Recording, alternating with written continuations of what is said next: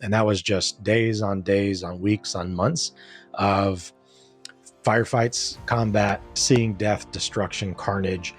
And it absolutely destroyed my life psychologically. And as prepared as I was physically for that, simply being afraid is what keeps a lot of people alive. The reason military vets and first responders are so prone to suicide is because they're exposed to it so much. I've had suicidal thoughts for 20 plus years, but it doesn't mean I'm suicidal all the time, every day, constantly. My mantra is everything is my fault. Now as an adult, right? Not as a kid, but as an adult, everything is my fault. So if I'm miserable, if I'm unhappy, it's because of me. And I can blame other people, but that's never going to serve me. Emotions are the language of our subconscious. They're there to communicate something to you. And it's up to us to learn what that lesson is or endure and keep the pain. Suicide is the ultimate form of unexpressed emotion. I've learned to become grateful for the things that I wish never happened. The only thing that I want to be known for when I leave this world is the word love. Life was hard and you deserve greatness, but it's not just going to come find you. You got to go get it. Anxiety is fear of a made up future. It's future tripping. Depression is you're stuck holding something of the past. The greatest leader you will ever become is the leader of thyself. People are watching your behavior more than they listen to what you say. You're being selfish so you can be selfless. I think love is the thing that exists. And if you don't have that, the absence of love is fear. It really comes down to just simplifying it that way.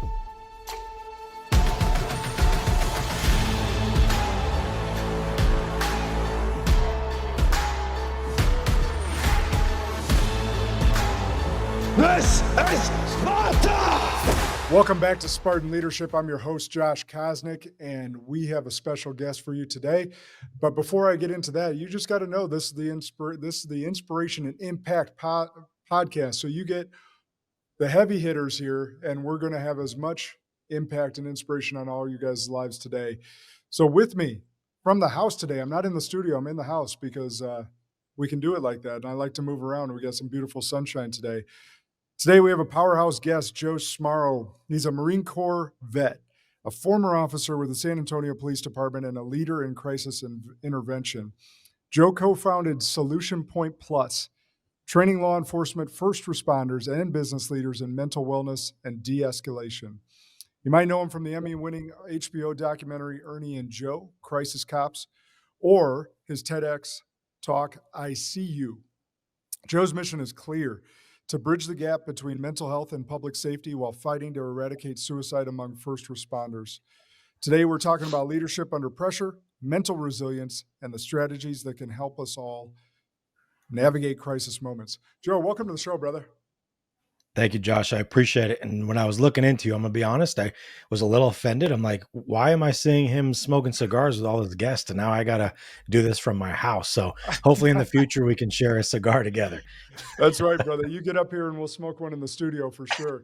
I got a walk-in humidor directly beneath me, and you have your pick of the litter. Love it.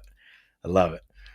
Well, good. I'll just make sure you come up in the summer because I know you're used to that warm weather. Yeah, for sure. I would need to turn it into a golf trip as I'm an avid golfer, and I hear Wisconsin has some great tracks up there. And so, yeah, I could do a twofer, hang out with you, have a cigar, and get some golf in. It'd be a great time. You got that right. Wisconsin's kind of a hidden gem for Yeah. golf. Now, granted, we only get 6 to 8 months of great golf, but the courses, the tracks up here, from Whistling Straits to Erin Hills, Sand Valley, and even some of the Century World. I mean, there's some amazing golf up here. I'm excited to get back into that season.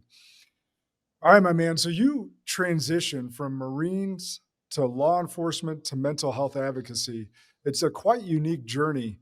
What's drove you down this path?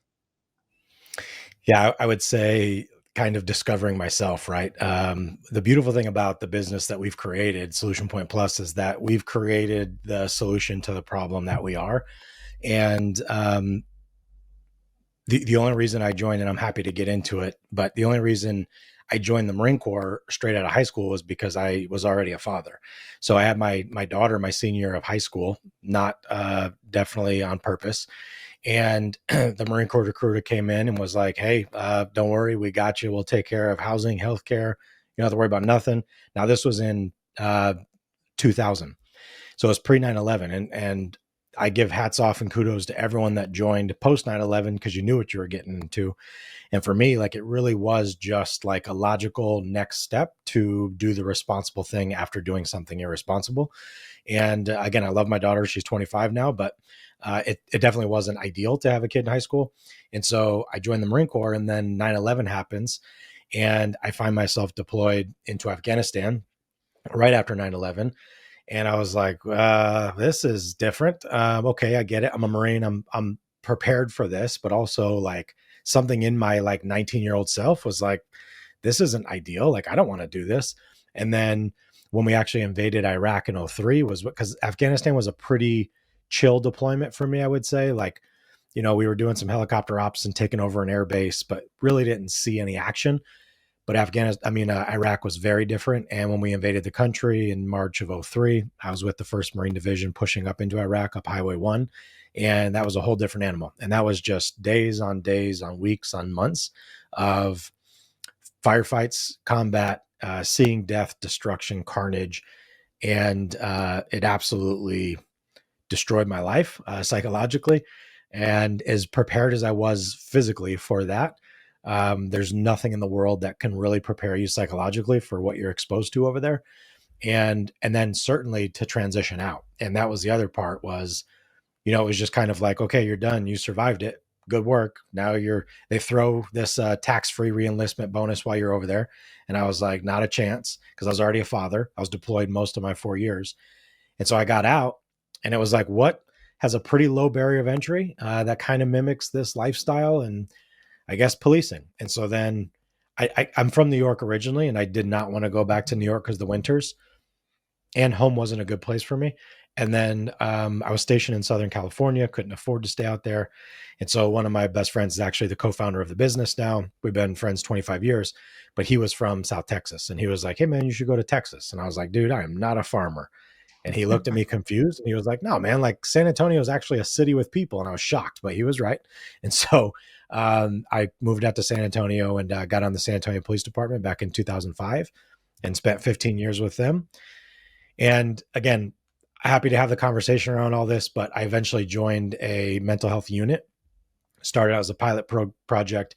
And then in that work, I really discovered like, wait a minute, all these people I'm dealing with in San Antonio that are very sick, like it's not that dissimilar from me and what my life is. And I've just done a way better job of putting this mask on as if everything was okay. But I was a massive hypocrite. And by the time I was 30, I already had 3 divorces. I've got 4 kids from 3 women. I mean, I was an absolute mess of a human internally. But externally, you look at like, oh, this guy's a great cop. He's getting awards. He's going to college. He's getting degrees. Like, oh, he's great. He's a smart guy, high achiever. I was a disaster, and I was suicidal more than not. But I developed my ability to put a mask on in high school. My nickname was Smiley. I was always joking around the class clown, but truth be told, at 15, I left home. I was suicidal, and home as a child was not really a safe place for me. And so it just was compounding trauma that eventually the unit exposed me to, helping other people. But what I realized was this is all for naught if I don't actually learn to do this for myself. And so then that's when the journey of really discovering who I am, why I am the way I am started. And the better I became at that, the better cop I became, the better friend I became, father, husband, business owner now. Everything else has fallen in place because I learned to prioritize myself. That's awesome. I want to talk about the journey, but before that, you mentioned being suicidal since you were 15. What kept you alive?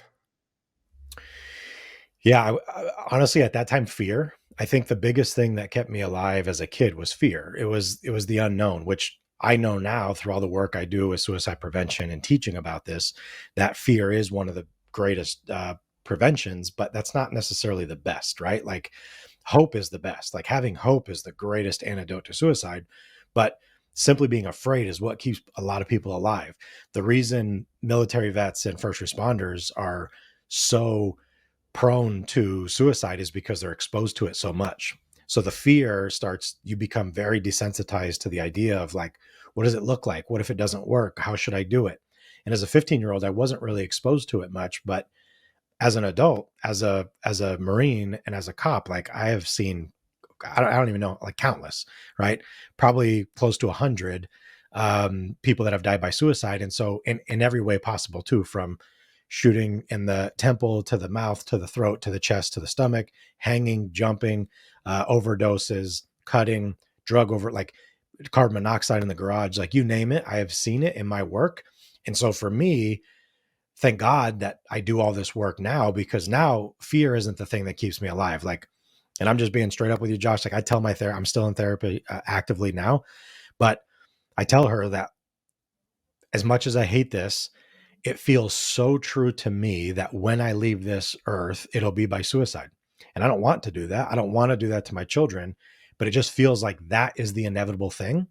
And fear is no longer the thing that's preventing that. Now hope is. Like I want to live a great life. I want to be a great father. I want to, be a great role model. I want to be a good person.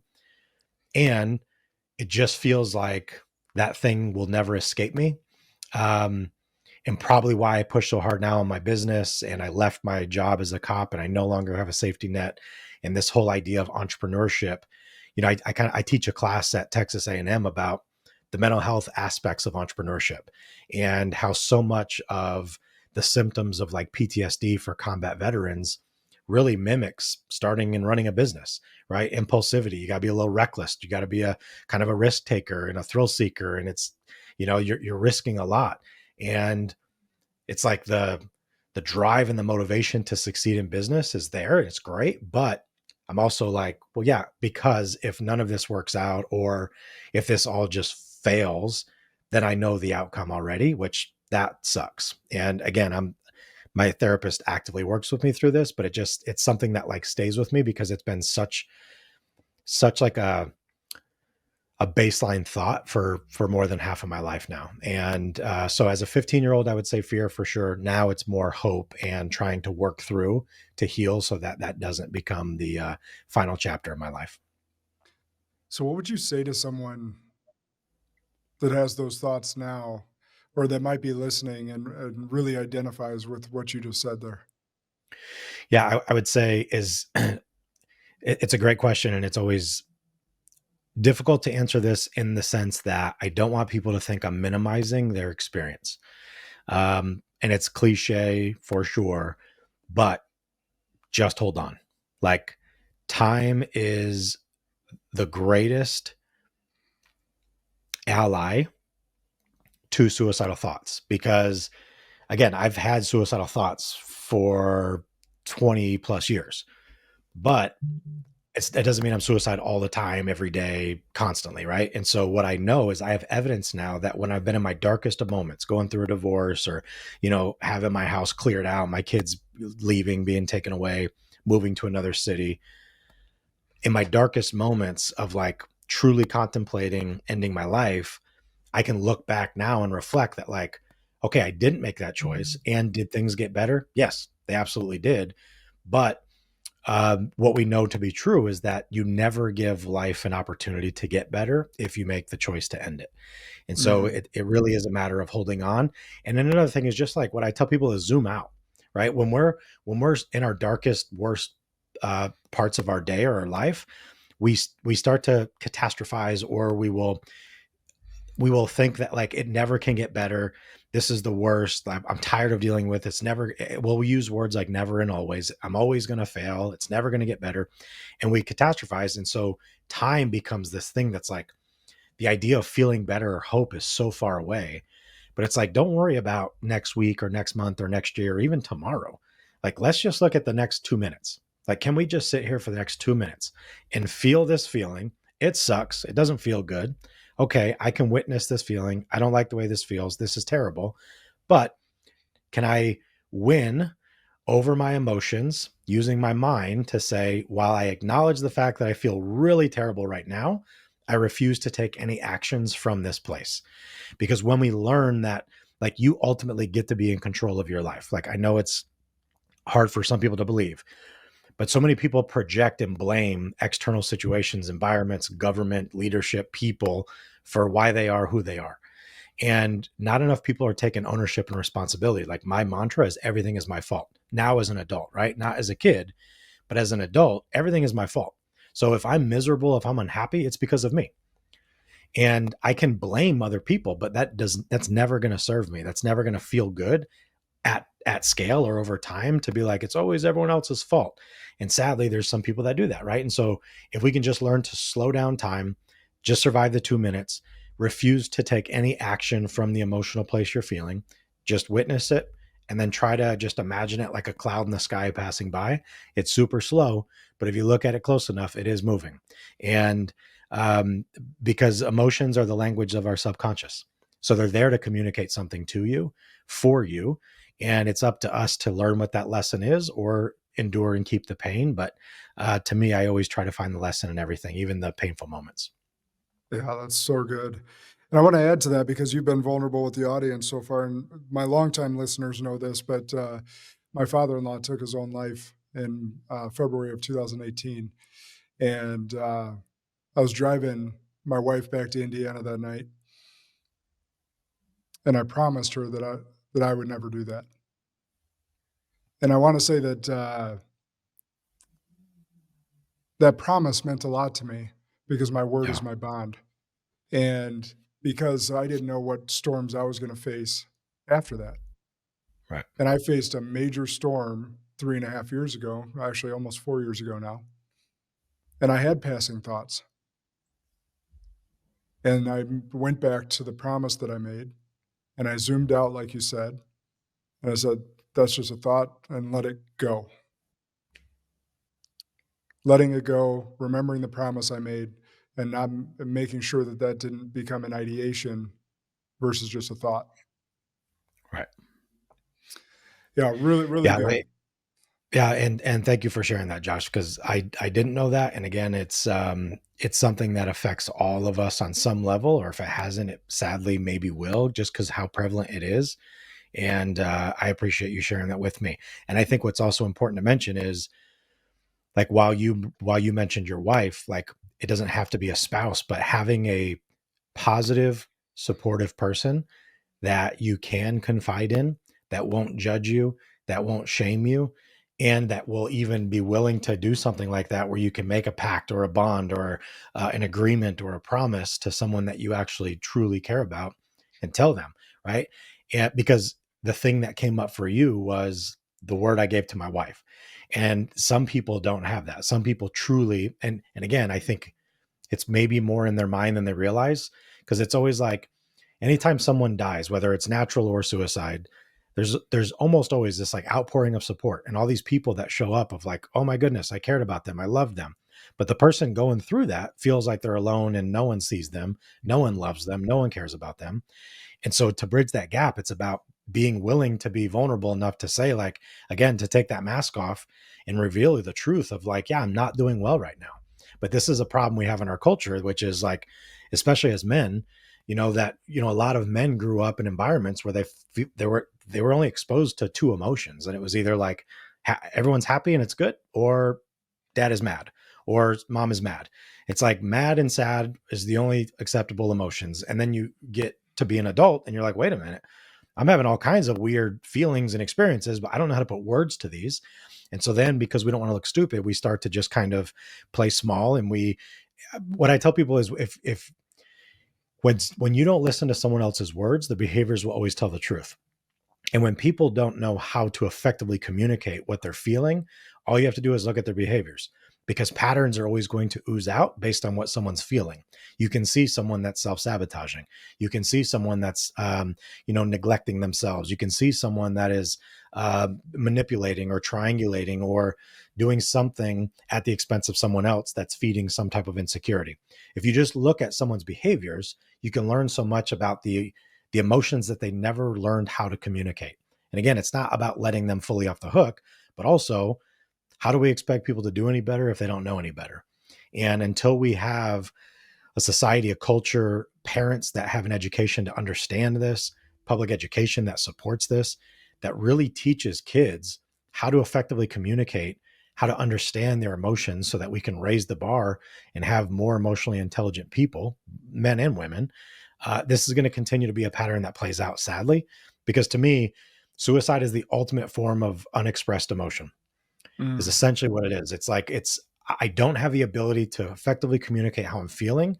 And so let me take this action to just prove to myself that like, I don't know how to do this. And then it's easy to look at and be like, okay, that person tried to express themselves or felt like they tried to express themselves. It wasn't received properly or well.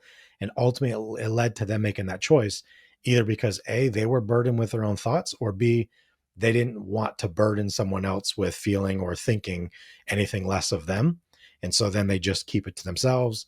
And then ultimately they make that choice and people are stunned by it.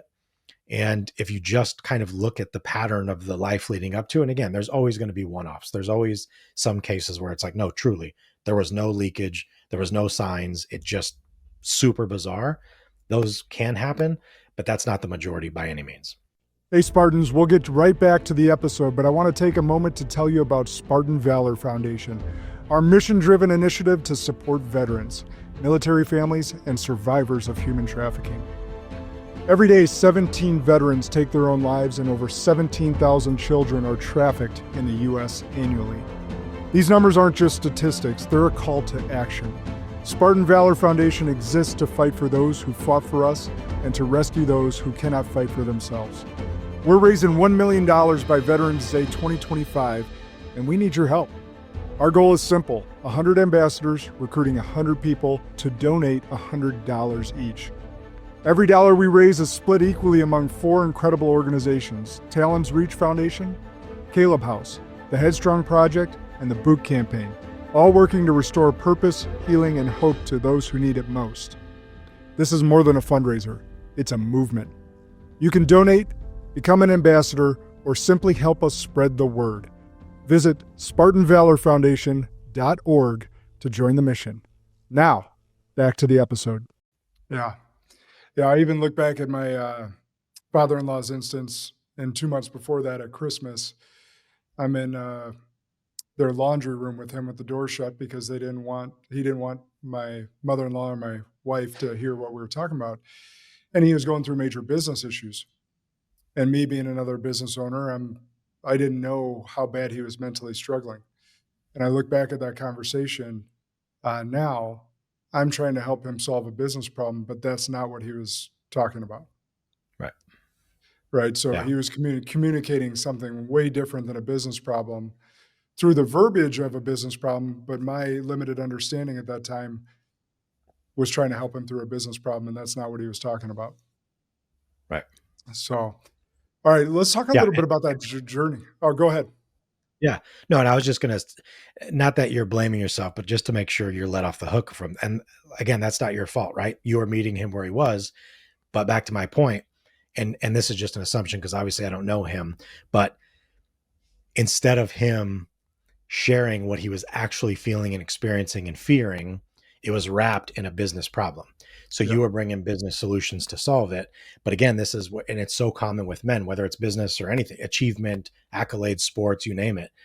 This is so common that, we'll package our feelings in a convenient way that we feel is easier for other people to hold and manage, because we don't want them to judge us, think less of us, or drop our burdens onto them. So let me just wrap it in this thing.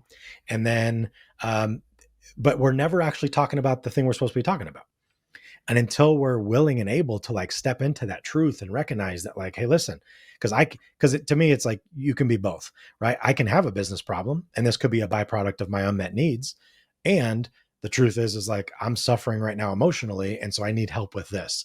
But until we're willing to kind of see both sides of it, again, we're going to continue to miss these opportunities on both sides when these conversations are happening. Because you're right. In hindsight, it's easy to look back and start analyzing and dissecting everything that happened and then think differently about it. But in real time, you had no way of knowing, And so this isn't about shaming the loved ones of people left behind, because the ripple effect is real. Suicide impacts people on so many different levels, and whether they're directly or indirectly involved. And it's super unfortunate, but the people that are survived by this, in my experience, almost always there's some I don't want to say desire, but it's they're almost unable to not carry some of that guilt or blame, or they want to hold some responsibility as if it was something they did or didn't do enough of. And it's we have to learn to free ourselves from other people's choices, because ultimately people are going to do people things, and that's regardless. And I've had to learn this lesson the hard way. Like, I love people so hard. As a cop, I loved people. I love getting people into help and treatment. First responders, like, is my passion. And I tell them this isn't apathy. It's not because I don't care, but because I care so much, I have to also acknowledge and communicate my boundary, which is, I'm going to give you the best of me. I'm going to tell you every best advice I have. I'm going to show you what I'm doing. I'm going to tell you what's worked for my life. I'll give you everything I can. But I also have no expectations that you're actually going to do anything with it. Because if and when you choose to disengage or unplug or stop utilizing the services or ultimately take your life, that can't be my fault and responsibility. Otherwise, I will drive myself mad, as I did the first couple of years when I was on the mental health unit. I used to really internalize and take personally everyone that we would lose. And it was like, no, I just need to do better. I just need to love them more. I just need to help them better. I just need to show up more. And then I realized, like, wait a minute, I'm driving myself insane here. Like, people are responsible for what they do. Every choice, right? People are responsible for that. And if I know I'm just doing the best I can and they ultimately make that choice, that doesn't have anything to do with me. And I've had to learn through boundary setting the ability or the skill to kind of release that burden on myself. And it's hard for sure, but I've gotten much better at it. Yeah, there's a lot of survivor's guilt. I always say that suicide grief is way different than any other grief Yeah. that I've ever faced, anyhow. And and what you just said is incredible advice. The journey you were referencing earlier, you were humble and vulnerable about sharing some of your, mess ups. What was the journey that it took you on to get work on that internal, and get to this elevated level that you've now gotten yourself to?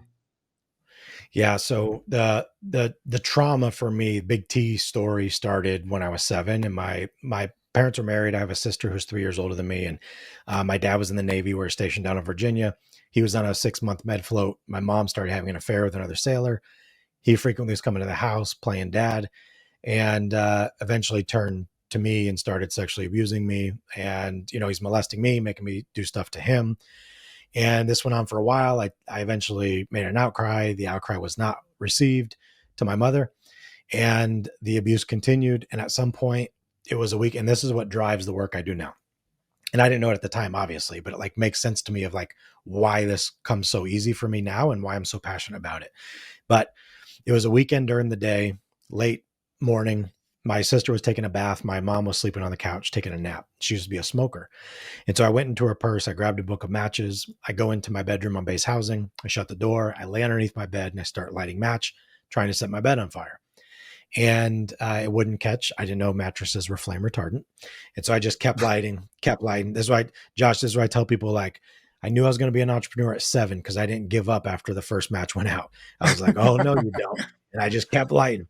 And then it burnt like a small enough hole to where I could like put my hand through like that fabric underneath. And turns out like inside, beneath that, it's not flame retardant. And so you got to like the wooden beams and the mattress foam and stuff. So I light another match and it ignites. And I was like, whoa. So then I roll out, I go bang on the door, get my sister out of the tub. If she was 10, I was 7. Wake up my mom. We go outside. It wasn't significant. Like, it burnt my bed, charred the floor and part of the wall, but it didn't burn the house down. And the base fire department showed up super fast.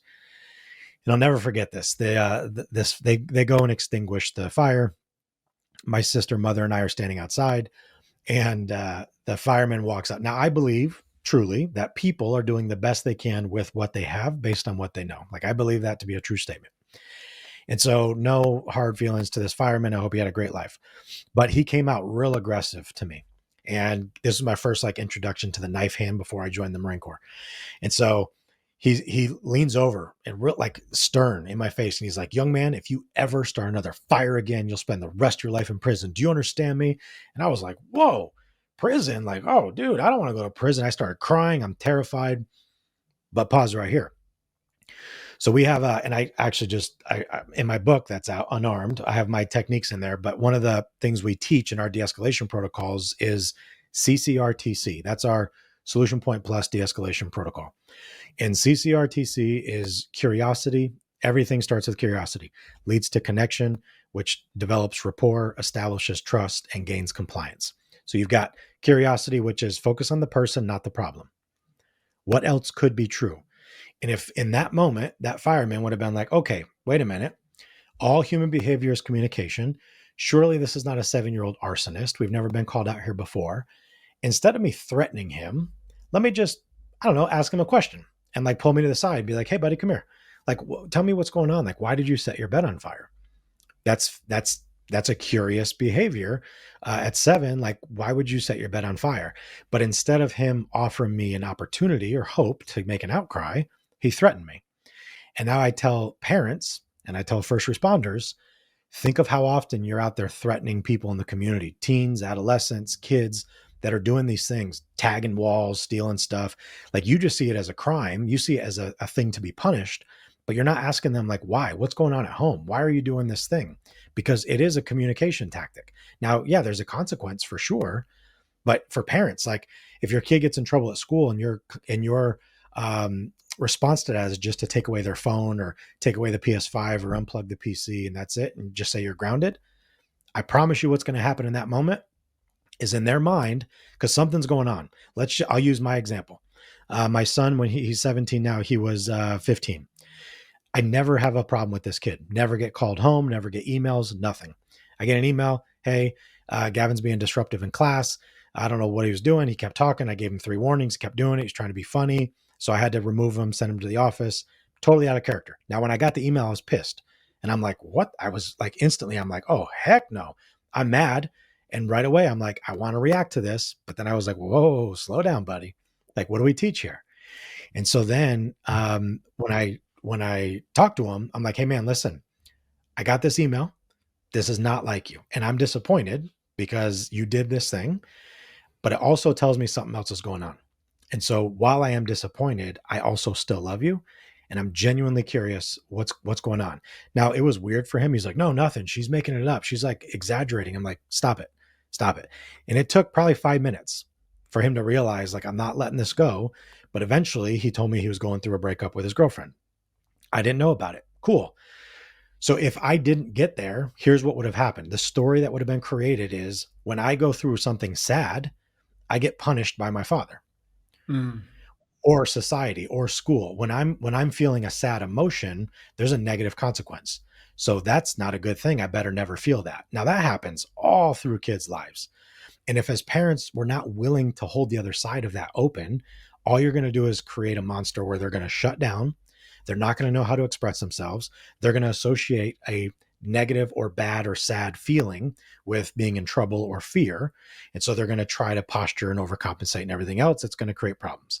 So back to the story, my mom and Steve weren't smart enough to realize that that was me making an outcry.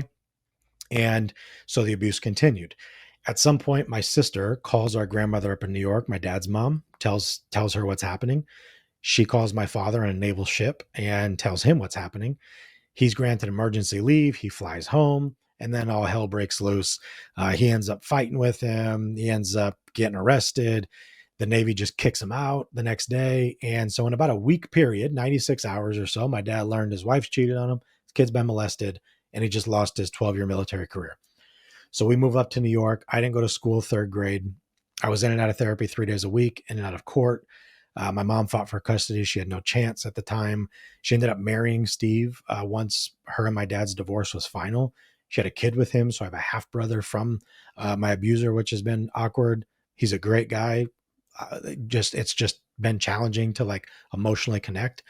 And so my dad became a raging alcoholic, violently abusive, knocked me out a couple of times, kicked me in the head, knocked teeth out, just horrible. And then he had 3 more girlfriends after my mom.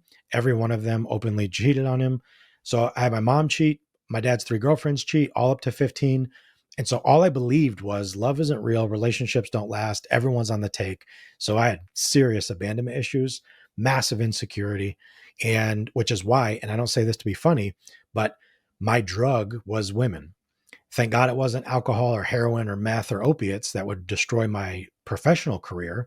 With women, it's just a moral failing. It's not a criminal thing, but it was like, I hated myself so much. I had such low self-worth that if I could get a woman to like laugh at me or validate me or like want to have sex with me, it made me feel good for a moment, even though instantly, as soon as it was done, I hated myself. And I'm like, well, that was stupid.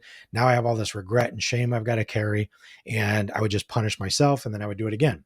And that's how I had 4 kids from 3 different women by the time I was 30. Not all my wives either. Paying $3,000 a month in child support as a cop, just making a mess of my life because it was just patterned behavior. Now, I'm not blaming my mom and my dad. I knew what I was doing was wrong. But here's what I want your listeners to remember, Josh, is that just as I said, if people don't listen to your words, the behaviors will always reveal the truth. But no amount of trauma ever excuses knowing right from wrong. Like I knew I had a lot of trauma, physical abuse, sexual abuse, emotional abuse. Like I had a lot of trauma as a child, but I always knew as an adult, like the things I'm about to do is wrong, but I would still do it. And here's why, because when you have a very traumatic past, you create apathy towards consequences, meaning you just don't care if you get caught. In fact, you expect to get caught because in psychology, it's called confirmation bias. But like if my own bias is I'm not worthy, I'm not lovable, I'm a piece of crap, I'm a terrible person, I'm going to validate that. I'm going to confirm that by sabotaging my life. And so this was the pattern that I would just have a belief. I'm married and I'm like, I know my wife's going to leave me. And so let me cheat on her. And then when she catches me and she leaves me, I'm like, see, I told you, I knew you were going to leave me. And she's like, well, yeah, because you cheated on me. I'm like, nope, you were going to do it anyway, which to my knowledge never happened. It never happened one time, but every time I did it because it was my belief that you were going to do it. So let me hurry up and do this first to protect myself. And all I was doing was hurting myself and lost my family, lost kids. I mean, just a ton of money and just the ability to like have a dynamic, stable family in my house. So now of all my 4 children, none of them live in my home with me. I mean, 2 of them are here right now for spring break. It's awesome. We all get along great now, but it's been, my youngest is 13. So it's been over a decade of me really trying to unlearn, heal, and then rebuild the things that I've actively destroyed. Man, incredible. And love the vulnerability. The thing that I wanted to key on was the self-worth piece, because I work with a lot of high performers and many of them did not go through a fraction of what you just described, but yet they have this self-worth, imposter syndrome, just problems that are preventing them from being truly who God made them to be. So Yep. what was it for you as an adult that's like, all right, I got to fix this self-worth thing to actually truly step into who God made me to be? Yeah, I think it was pure exhaustion of screwing everything up. And then the 2 things I tell people that like truly saved and changed my life. One was therapy. About 15, 16 years ago, I first walked into a therapist at the VA and was like, look, I'm physically fine. Like I've got all my limbs in San Antonio. We have the level 1 burn center. We've got the Center for Intrepid for all these great prosthetics. Like I'm used to seeing very physically injured veterans. And so for me, it was like, what's your excuse, man? Like, just get over yourself. Like and I worked on the mental health unit. I have a company now that like works towards this, but yet I come from so much of my own stigma of you physically look fine. So just get over it. It's a choice. And I had to get over that. So I go to therapy. And the second thing was the discovery of Stoicism. About 6-7 years ago, I was watching Impact Theory with Tom Bilyeu, and he Yeah. had Ryan Holiday on there. And I was just listening to it, and I was like, whoa, like, what is this? And it like woke me up, got super fascinated. Now it's like all over my office. I got the books. Marcus Aurelius quotes everywhere. In fact, this tattoo on my arm right here says amor fati, which is like love of fate, right? Like, hey, if it's happening to you, it's happening for you. And but I've also learned that like I've learned to become grateful for the things that I wish never happened, which to me is a powerful statement to think through of, yeah, I wish I wasn't abused. I wish I wasn't, treated the way I was as a kid. But in my adult self, I've learned to become grateful for those experiences because to the point you just made, I have such a unique and powerful testimony that people resonate and connect to, that I can go and give a powerful keynote, that I can be a memorable speaker or a trainer because, or even as a cop, because facts tell and stories sell. And so it's not just data driven of like the research says, but it's like, no, this is what happened in my life and here's what I'm doing. And let me be like a living testimony for what is possible for you. Not that I'm better than you, but maybe I'm just one page ahead in the chapter, or I'm one step in the journey further than you. And you can use me now as like a guide to help you along. That's it. Just as I am always looking for someone ahead of me or above me to help mentor me, I think that's just what life is. It's this cycle. And so Stoicism was one of those things where I was just like, man, this, because it made things binary. Like it really just came down to like, is this in my control or is it not? Learning to take responsibility for my actions, really starting to do a lot of work on the emotion side of like understanding emotions and what they are, not avoiding them, but actually pursuing them. So I could level up my own EQ, become more self-aware. But that desire came from 3 divorces. And it was like at that, my second and third divorce, right in between there is when it started. And then after my third divorce was when I was like, okay, like that's it. I have got to like commit to this all the way. And that was 8 years ago where I like went all in. Like, I'm not just going to doubt, because I've been in therapy 15 years, but it took 7 years of like, just kind of like, let's see, let's talk. I mean, it was helpful for sure, but it's probably been 8 years where I'm like, fully doing the transformation of everything is my fault, take ownership, stop blaming the system or the government or my privilege or all the things that the world tells me that I'm supposed to be or labeled as. And it's like, no, like I get to decide my own story. I wrote my own obituary so that I can have power and control over like my life when I die, not someone close to me.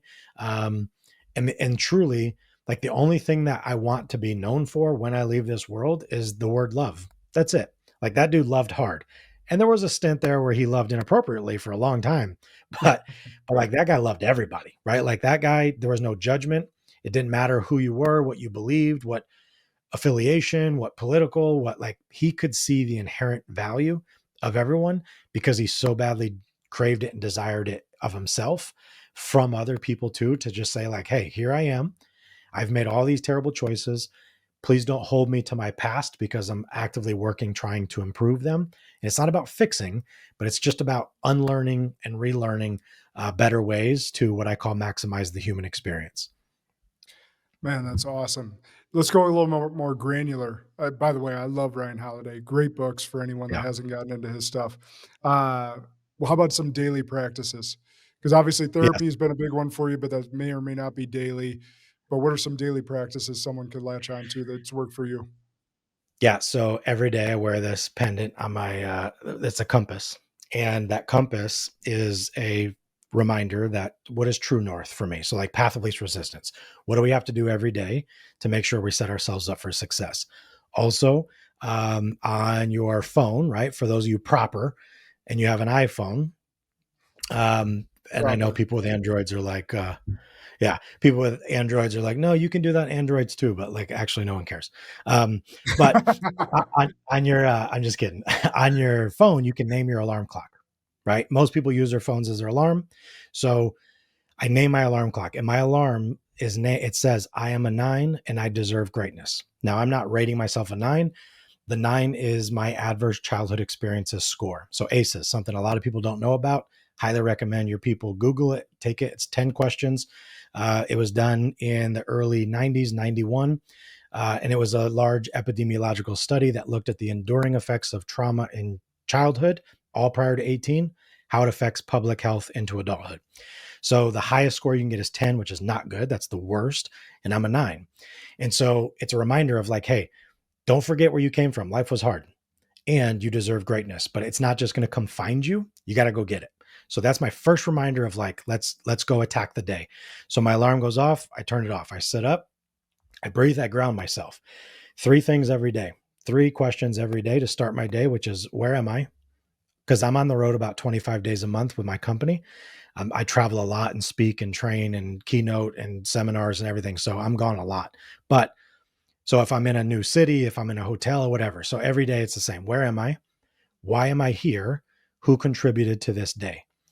And so that's just my grounding practice. That's what I call minimizing the sway, because the two most prevalent diagnoses in the world is anxiety and depression. And I'm not minimizing the disorder, but anxiety is fear of a made up future. It's future tripping. Depression is you're stuck holding something of the past. I believe most people, their thoughts throughout the day, from when they wake up to when they fall asleep, most of their thinking ebbs and flows between future and past. And it's drama, it's stress, worrying about stuff that's out of your control that may or may not happen, dwelling on something that's already done that you cannot change. And I call that the sway. And so how I minimize my sway is by doing those three questions. Where am I? Why am I here? Who contributed to this? And then I immediately go into my gratitude, which is three things in the last 24 hours. But here's the key. It can never repeat. It gets very hard because the first few days, it's like, I'm grateful for my family. I'm grateful for my health. I'm grateful for my house. I'm grateful for my business. I'm grateful for my money. I'm grateful for my truck. But you're going to run out of things, right? And so then it's like, wait a minute. Now you're sitting in this like meditative space thinking in the last 24 hours, like, what are three good things? Oh, when I went last night, I just went to the gas station and this guy held the door open for me. Something maybe I said thank you in the moment, but now I'm actually recalling it purposefully, setting a gratitude practice that I know is going to set my day up intentionally to be a better day. I see this as like filling my energy bar, because the moment I step into the world and my computers come on, I know that as I run a business that has 11 people, I've got, as I mentioned, 4 kids from 3 different women, either my kids, the kids' mothers, my business employees, somebody's going to need something. And it's constant. A client, right? A potential client, a prospect. So email is constant. Calendar is constant. The need for me to do things is constant. And if I don't set myself up for success, then by midday, I'm already frustrated. I'm mad. I'm like irritated. And it's all because I didn't do the thing I know. Like, remind myself why I'm doing this. Like, this is a privilege, right? This is a privilege. And just because it came to mind, I want to share this with you, is because in my world, I have met so many people that have become frustrated with people's problems. And it's a lot of P's, but what I tell people is if you get frustrated with people's problems, that's because you lost perspective. And people's problems are what give you permission to have your purpose. And you, Josh, as a business owner, again, like you help high achievers, the fact that they have problems is what draws your purpose. So when we get frustrated with their problems, it's like, well, what do you like? Talk about setting yourself up for failure. Like, I'm like, thank God people have these problems because we just happen to have the solution. And if I don't set myself up on purpose, I can find myself getting frustrated and really like dejected and kind of like lethargic, unplugged, irritable. And so that's my compass reminder. Alarm first, 3 stages of grounding, 3 things of gratitude. And that's just every single morning to set myself up for success. And then, there's things too, like when I'm home, because my wife and I aren't together a ton, but there's moments where, she'll do a 5-minute gratitude and then we'll reflect and she'll ask me a question and like, we'll connect through just like intentional, like sharing of like what's happening in our world. And we really focus more on like the quality right now than the quantity because it's just not there. It's the same with my kids, right? Like I don't see my kids every day, but when I do, I try to maximize it. We have real conversations. We're not just like checked out looking at screens, but it's like, hey, let's talk. Like, what's going on in your world? What are you excited about? What are you afraid of? Because I know that those conversations will last for them. They're meaningful to them. And hopefully it's going to be things they remember as they go through different seasons and challenges in their life. But it really is about, to bring this all home to your question, as much as possible, as someone that does have a family and runs a business, as much as I can possibly control to stay grounded in the present. And what I mean by that is, like right now, Josh, this is the first time I've met you. You are the most important thing in my life right now because you're the thing happening right now. Like I could stroke out and die as soon as we end this call. So it's not that my family's not important. It's just they come second to you because you're the thing in front of me. And I've learned, I think this made me a really good cop, but whatever is happening right in front of me is the single most important thing to me. And that's not minimizing anything else, but it's like, I've learned to focus completely on what's happening in the moment. That to me is the greatest barrier to getting into those dark moments of suicidal ideations, is when you can ground yourself in the present moment and then find something good in it, is the icing on the cake. Oh, that's so good. you're essentially, I talk about this frequently because, influencers nowadays love to talk about the perfect morning routine. Yeah, And doesn't there exist. is no, you're right, exactly. It doesn't exist. What is perfect is for what's perfect for you. But by all means, what you have to do is get your mind ready for battle. And you just described a perfect method for you that you found to Yeah, get your mind ready for battle for the day before you turn on that computer screen, before you get those texts, before you get those phone calls. And that's the perfect morning routine for everyone. It's not someone else's, is what do you need to do to get your mind ready for battle every single day? So that was a great example. Thanks. And we're burning through time, man. This has been a great conversation.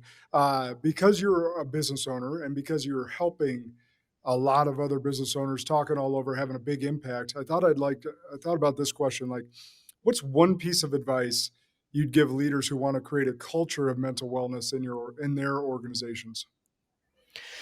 yeah, I love this question. So the greatest piece of advice I could give to any leader or person in a leadership position is, before you even think about or contemplate creating new policies or a new culture or redoing or anything, even if you're starting new or you've been there 10 years, to me, the greatest leader you will ever become is the leader of thyself. And if you can understand the power of self-awareness, the more self-aware you become as a byproduct of your self-confidence, the more confidence you have, again, because emotions, there's a contagion effect. And if you as a leader are flailing and panicked and stressed and irritable and short and not open to effective communication, that's the culture you're like. The, how you are as an individual is the culture of your organization. And I truly believe that, because you can put all the posters up, you can create a policy, a memo, you can say all the words, but people are watching your behavior more than they listen to what you say. And so if you can embody the thing it is you're wanting to do, people will follow that all day long. But if you panic as soon as anything changes, as soon as there's like a shift and there's like all this like panic, your team's going to panic. And so you have to understand the responsibility of how becoming more self-aware is ultimately going to be the greatest skill and asset that you're going to have for your team. And again, I've been in business now 8 years as the CEO of it. And we went from just a 2-person operation now up to 11. And it's like, yes, I've learned this even with myself of I don't have to make a sweeping change just because one person says one thing. So that was an emotional thing. Well, I learned that lesson. Right. And so it's like, as I continue to work on myself, my whole thing is be selfish for the greatest reasons possible, which is selfless reasons. But the more you can focus on yourself and do for yourself, the better off people are going to want to follow you. And it's like Simon Sinek says, right? It's not about being in charge of people. It's about taking charge of taking lead of the people in your charge, just learning how to take care of yourself so that you can better take care of other people. And then you're not theorizing and saying like, oh, we have these resources and you should like reach out for help, but instead saying, hey, when I struggled, I went through this and I used this and this is how it helped me or didn't help me. But at least I'm telling you now from experience rather than theory. Yeah, that's so good. So good. As I use this often, and it's said often, but it doesn't get said often enough. Put your oxygen mask on before assisting others. And Yep. well, like you said, the posture, it's the same for your kids as it is for your employees. You're being Yep. selfish so that you can be selfless. Yep. That's it. All right, man. So I always ask this question at the end of our conversations, and it can be on anything we spoke of or just something that comes to your heart. But what's an unpopular belief that you hold to be true, you believe most others would disagree with? Wow. That's an awesome question. An unpopular opinion that I believe to be true that most people would disagree with. Yeah, I mean, what's coming up for me is definitely probably something that's unpopular, and but I believe it to be true, which is I think as human beings we are far more alike than not.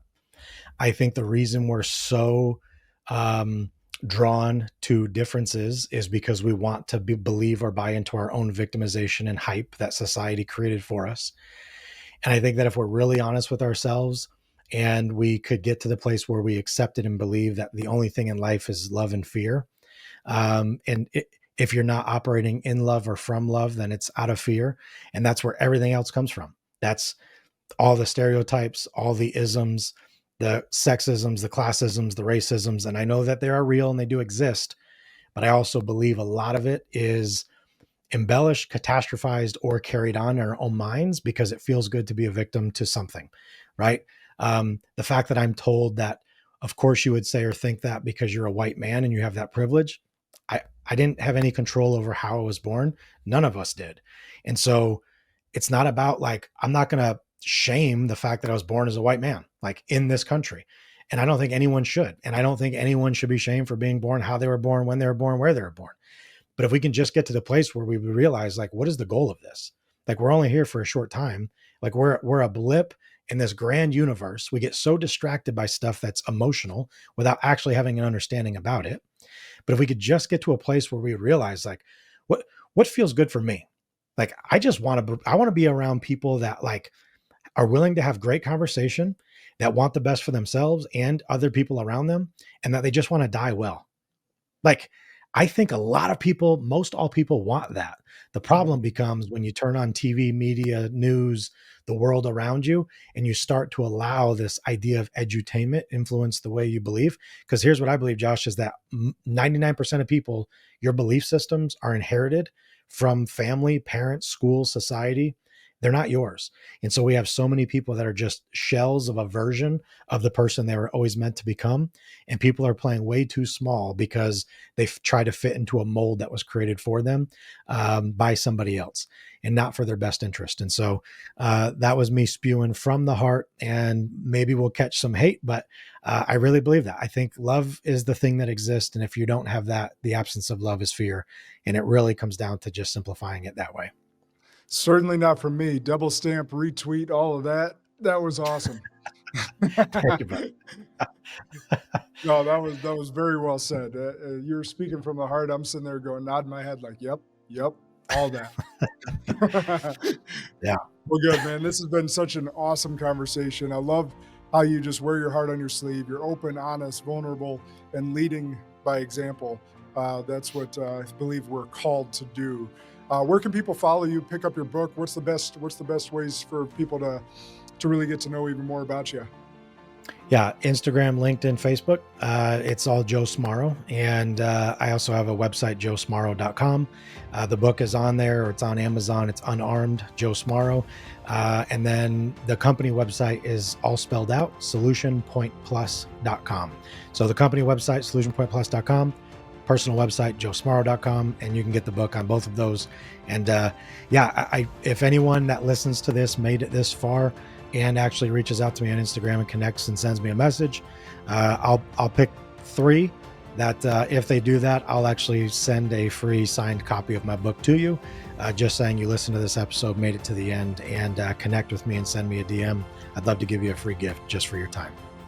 You heard him. And also, I'm going to add on to that. If you're going to take him up on that free offer, which is amazing, thank you. Make sure you give him your biggest takeaway from the episode. I know our guests love to understand and get feedback on what is hitting home for you. So make sure you add that on there if you're going to take advantage of the free gift. So Spartans, you know what to do. Share this episode far and wide. Remember that good and great are the enemies of possible. Lead like a Spartan today.